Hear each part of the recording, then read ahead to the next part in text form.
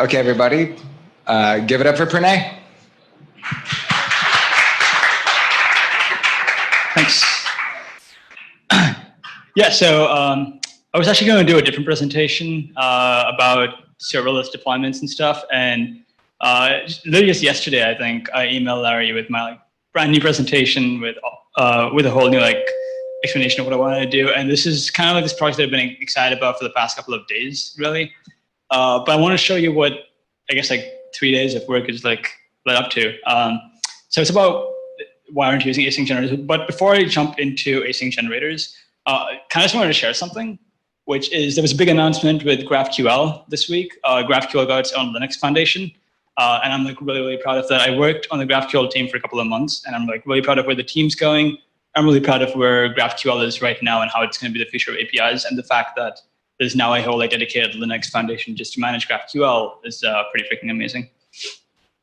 Okay, cool. So what are async generators anyway? And so, being in the tech industry, you guys might not really be aware of what's going on outside of the tech. So async generators are like a new concept in power generation. No, sorry, but the slide isn't too far from the truth. So it is about code, it is about JavaScript. I'm not talking about energy. So I'm going to start with explaining a couple of things before I get to generators. And this grid that I'm kind of going to walk you through is what really helped me understand how generators and also observables fit into this whole space. So if you want to think about synchronous and asynchronous values, and then also single multiple return values. So we're thinking about, let's just give an example of what I mean. And with synchronous single values, I'm talking about variables, for example, or just values. And so these are entities in JavaScript that you can pass around that represent a value. And also, what I mean by synchronous is that when you pass a variable, when you pass a number or a string or something, it is what it is. It is its final representation of what the value is. While it sounds kind of weird, what I'm trying to say is an asynchronous single value is a promise. And that exists in JavaScript as a built-in primitive. It didn't for a very long time, and we had callbacks, but now you have this idea of promises, right? And so promises themselves are synchronous. What that means is I can generate a promise right now at any point in time in your code, and that promise is an object that you can pass around through your code afterwards and look into and introspect later on. The promise itself is synchronous. What it represents is a value that will exist some point in the future. So it's just a promise to get you back a value. And so that's a primitive that we have in JavaScript. When you think about synchronous multiple values, you might think about arrays. That's a really bad representation. What I'm trying to say is it's actually iterators. An array is kind of a form of an iterator, but it's anything that has multiple values that you can introspect. And one of the big differences between a synchronous and an asynchronous multiple value primitive, in the case of arrays, for example, is with synchronous values, you can have all this information about the entire state. When you have an array, when you ever define an array at some point in code, or you pass an array back, you can make assumptions about the entire length of the array. You can make assumptions about the last element or the first element of the array. You can do things across the entire collection. And that's not something you can do with asynchronous return values. So that's where generators, but in reality, async iterators and then async generators by extension, there's a whole zoo of words over here. But it's something where you have an async generator, an async iterator in JavaScript is an item that you can pass around, just a promise, but it represents a stream of values that may end at some point in time or may actually never end in the future at all. And you can pass a stream around and you can listen to them, or you can map the stream. And we'll start talking about that, but just do a quick explanation of arrays. Probably already familiar with this. Really simple bit of code with an array, and I guess you probably already know what to expect over here. We just for loop to the array, print every single value. With newer versions of JavaScript, we also have a bunch of other nice syntax things that you can do. So this is an example where you can spread an array. In fact, this bit of code actually does nothing. All it does is it spreads that array and then creates a new array with it. Well, it looks like it's not doing anything, but in reality, it is cloning the entire array. So it is doing a soft clone, I guess, of the entire array. And then we also have destructuring in JavaScript. So you could do this thing where I could actually define a couple of different. I could actually define a couple of variables based on pulling out values from the array.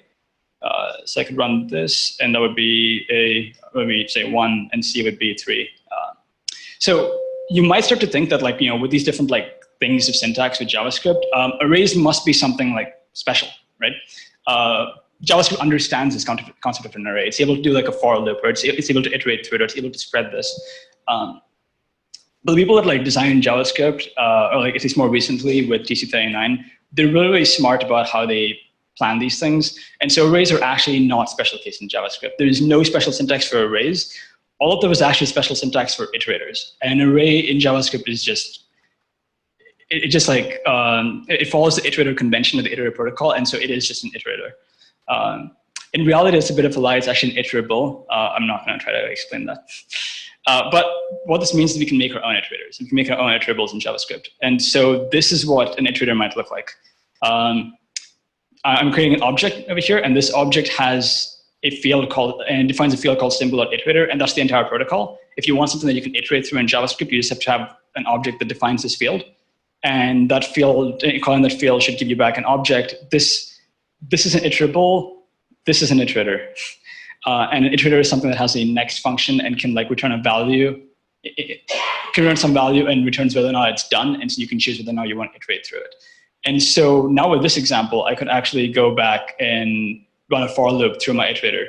And you'll see it does exactly what my code like defined earlier, right? So it goes from 10 down to 1. I'll show you what the iterator code looks like again. I define current is 10, and then every single time you call next, I reduce that number. And I tell you when it's done when you get to 0.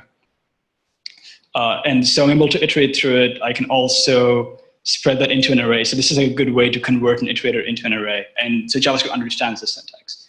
It's not special casing arrays. It's just working on anything that's an iterator. And there we go. I can also destructure it just like earlier. So I should be able to pull out A, which is 10. I could also add D, and this should be, if I can do math, should be 6. I guess not.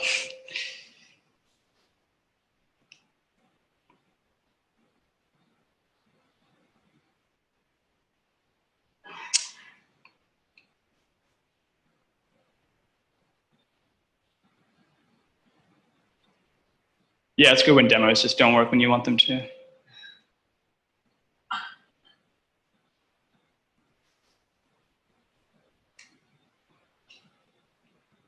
All right, perfect. I guess 7, and I don't know how to do math. So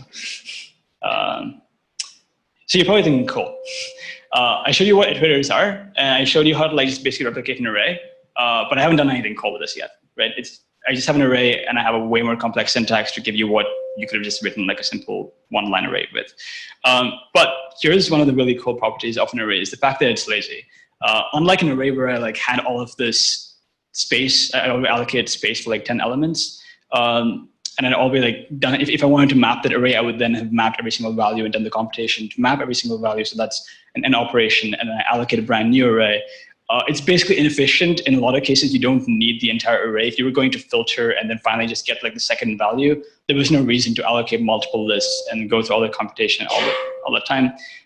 And so iterators are lazy. And so for example, if I only destructured A, B, and C out of this iterator, right, and if I log B, for instance, the only difference over here is I'm actually logging every single time the iterator gets called. You'll notice that it only got called 3 times, right? So even though this iterator defines the ability to get 10 items, if you only ask for 3, it only computes 3. And so you save in all that time in memory.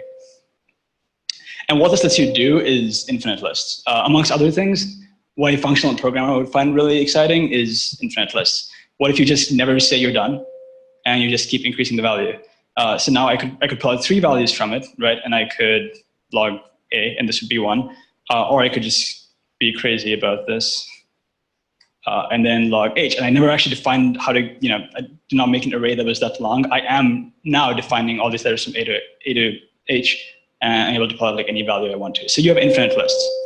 And if you've been paying attention, you probably think, cool, because this is still not really useful. I now have like infinite lists, but I haven't done anything cool with it. And none of this is functional yet. Like I still have this for loop and I'm still like iterating through stuff. And more importantly, it's also the syntax is kind of weird, right? Like I don't want to be writing this for every single iterator. So the reason you're thinking cool is because the syntax sucks. And so that's where generators come in. Generators are like this nice concept of iterators so that you don't have to go defining iterators in the old way. This is the exact same thing written as a generator. And a generator is just like a function, but it has this little like asterisk at the end, which tells JavaScript it's a generator. And now you have this new keyword that you can use called yield. It's just like return, but unlike a function which just returns and is done, yield can yield multiple values. So you could keep yielding multiple times in a function. Every single time someone calls G, it's going to execute code up to here and yield this value. And then it basically pauses the function and passes the execution back to whoever called the function. But then at some later point in time, you could do .next again, and like it would continue to iterate through. And as long as there are yields, you can keep calling .next, and it would keep yielding new values, making new values. And so this is the exact same like infinite list that I showed you earlier, this infinite iterator I showed you earlier. And if I run this, I can fetch k, which is 11, and it just basically iterated through this list 11 times. And then it stopped. It never actually iterated again unless you actually ask for a value. So some of the cool things that lazy generators can do. But I promise you something useful. And none of this is useful yet. So there are a couple of useful things you can do with synchronous iterators. But since this like talk is short, and because all the cool things that you can do in JavaScript are actually we start talking about async code, I'm going to start talking about async iterators. So this is a sleepy list. I don't know if anybody else calls them sleepy lists. I do. It's the exact same thing that I showed you earlier with like a regular list, but I switched it to an async iterator, and my next function is now async. So what that means is every single time you call it, it's actually going to give you back a promise. And so what you could do now is instead of just like iterating through it, getting 100 promises, you could call .next, get the first promise, then wait on that promise that gives you a value, and then do that over and over again. So I could do this exact same for loop, but I could keep waiting on the promises that come in. But what's cool is JavaScript has your back over here as well. And JavaScript actually has a pretty nice syntax for this. You could do for await. And what for await does is it will do a for loop through this iterator just like last time, but it'll wait for every single promise to resolve before it resolves the next one. So notice how this is the exact same list, but now I'm sleeping for a second between values. So if I go ahead now and iterate through this with a for await, and I'm going to log the time and the number every single time. So the entire thing is a promise, and then you'll notice every second it logs the current date with a number. And this is going to go on 10 times, I believe. So that's cool. But it's still not useful. And there's also more, because I did show you this syntax with async iterators, and then I showed you generators a little bit earlier. And JavaScript obviously has this like async keyword. So if you start trying to put things together, you can now add async to a function that has a generator. And now we're getting somewhere. Now we're getting to async generators. And so this is a generator function that not only has the ability to yield values, but also has the ability to wait and stuff. So this is the same thing I just showed you earlier with the infinite list. So yeah, this is an infinite list actually, unlike the one which only stopped at 10. But this time I'm also waiting for 10 seconds each time. And now I'm just going to for loop through this and log every single value. So this works as you'd expect. And one thing I also want to note is that these are for loops, so you have access to like things like break, right? So I could, for instance, check if x is equal to 6, in which case I can break.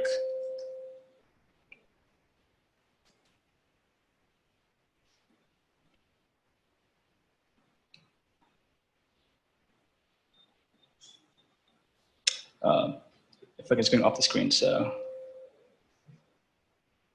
probably want to do 3 instead. Yeah, there we go. So it breaks when we hit 3. So just like regular JavaScript constructs, but now we're dealing with asynchronous code, and this is probably this is arguably a lot easier to work with. But we still have like async functions, async generators, and this is the only reaction you should have at this point, because things just feel kind of ugly. We still have like this async function generator thing, and so even though I'm finally doing a for loop through it, I basically had to write like 2 for loops, and I could have skipped the entire generator just on my awaits in here because it's an async function already. And also none of this is useful yet. So I want to show you an actual example of how you would use async generators in code, in like real production code. And like the classic example that I've always like explained with this is we talk about polling, because polling tends to show up in a lot of places when you're coding. And so here's a little async generator version of trying to pull an endpoint. So I wrote a little function called track ISS, which just gives us the current position of the International Space Station. And so this generator has an infinite loop, and every single time you pull the value from this generator, it'll fetch the value of the ISS and just yield that value, right? And so if you call it again, it'll sleep 2 seconds next time. And so you could keep looping through this and keep polling and like keep track of where the ISS is. And so here it's going to start off, and then 2 seconds later it fetches the next value, and like over and over again. And again, you're just working from a for loop. The final code hopefully would look something like this, and you still don't have to write these generators. And yeah, so that's where starting to like talk about functional programming and functional programming with iterators. This is where we get into that. So you'll notice we still wrote this like very specific function. We did have this infinite loop. We're still like waiting for the ISS position, and then we're also sleeping. And so these are things that this function does right now, but anyone who does functional programming probably does not want to write an arguably giant 7-line function and would prefer composing smaller functions, right? So let's try to break away some of these things into its own smaller functions. So we're going to start off with a really simple one called infinite. And infinite is just a generator that just does a while, it basically just yields an undefined value forever.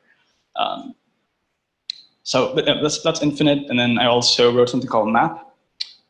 Are you guys able to see this from back there, by the way? Anyway, I can probably increase a little bit. Yeah, so this is map, which should take a function and an iterator, and then we just iterate to the iterator with for await, and then yield the same, like whatever values emitted with the function wrapped around it. And then we could also write delay. We could also write filter and stuff like that. Delay is another simple example I'm going to show you. It's similar to map. Instead, this time we're just going to be waiting for like the millisecond time before we yield every single value. So it just takes an iterator and then just delays every single value that gets emitted. So here is like the live demo time. And I'll try to put together some of those like things I showed you earlier, and a couple of other like functional things that exist that I wrote earlier to try and get the exact same thing with tracking the ISS position. So let's start off with an infinite list. So this is a generator that should go on infinitely, and we don't want to keep polling it every millisecond. So we're actually going to delay each one by 1 second. So let's delay every single event emitted by this infinite list by a second, and let's see what happens. And if everything works correctly, nothing's going to happen. And the reason for that is because infinite is still a generator. Unless somebody actually asks for a value, nothing happens. These are lazy, and I mentioned that earlier. So nothing's computed, no computation happens, no space is allocated till somebody actually wants a value of one of these. So what that means is you probably want to write like a for await loop around this, as I showed you earlier. So I'm going to write a really simple function called consume. Yeah, and all this is an async function. Right, we're going to take an iterator, and then we're going to just do a for await around this.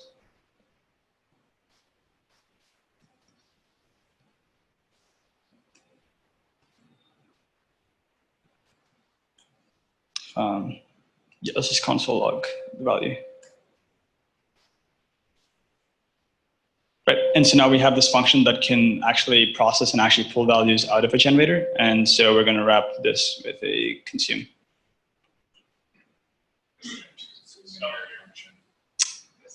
Oh, thanks. Perfect. So it should start emitting undefined every single second. So we're starting to get some sort of like something for polling, but we don't just want undefined values. You actually want to like track the position of the space station. Let's try to get a little closer to that. So we're going to wrap this with a map, take that undefined value and actually like replace it with, I don't know, the number 2, or I guess the number 42. And let's see what happens now. Actually the same thing, but now we're just going to emit the value 42 every single second. And so we can take this a step further, and let's actually just map this to a function called, I don't think that's what it's called, ISS position. Yeah, so this should start giving us the position of the space station every second. Right, and so we're starting to consume it, but we can also make consume a little bit more helpful. I'm going to switch this to actually be an array.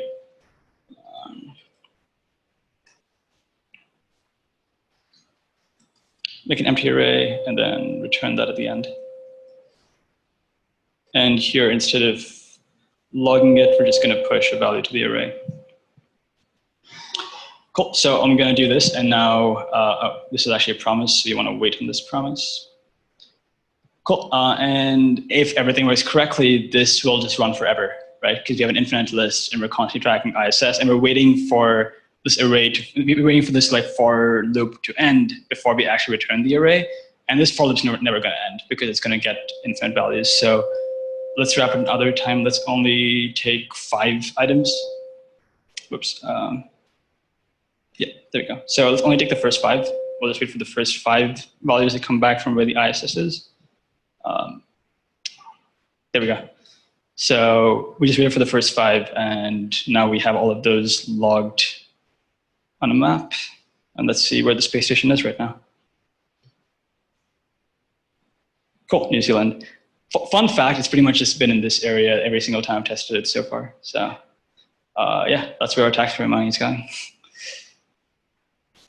Cool. So I wrote a lot of those functions just like here.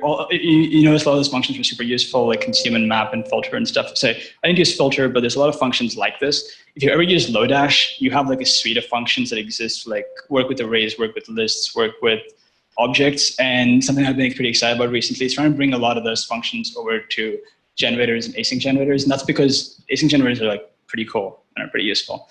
And so I've been working with this library called Shiksha. It's still at version 003. All those functions that I just showed you exist in this library. There's still a lot of work that has to be done, but the entire thing to pull the ISS and get its position, this is the entire code. I'm not hiding any code this time. And you can see all the code that you need to do exactly what we just did. And it should work. And so this is a much nicer way to pull and like get data and consume them, put them together. And you can also do things with like filtering and stuff. Yeah, a lot of cool things that aren't in Shiksha yet, but will be in the library. Cool. So with all of this, you're probably thinking, Pranay, can I hire you?